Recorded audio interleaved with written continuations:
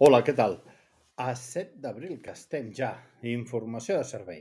Inici de setmana estable i solejada amb temperatures suaus i fins i tot lleugerament càlides al migdia. És a dir, que ara arriba l'època que no se sap què posar-se. Operació seva, per ser exactes.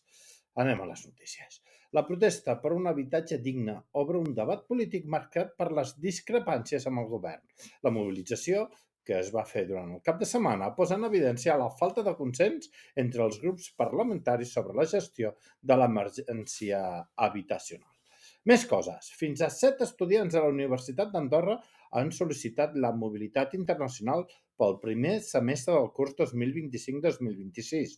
Aquests són unes xifres que segueixen la tendència dels cursos anteriors, on es va batre el rècord total amb 33 sol·licituds, nous estudiants, a l'inici del curs 24-25 i 12 dels dos semestres del curs 23-24, que se sumen, com dèiem, als 11 treballadors que també l'han sol·licitat, fent un total de 44 demandes de mobilitat internacional. Som-hi, doncs. Apa! Que acabem ja amb el cara i creu per al món de l'esport pel Futbol Club Andorra i el Morabanc aquest cap de setmana. Els futbolistes van aconseguir la victòria davant el Tarazona 1-0 i es situen en la zona de privilegi.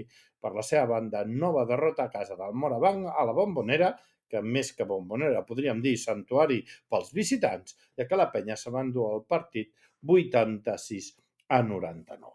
Bé, ho deixem aquí. Demà ens tornem a posar més i millor. Adeu!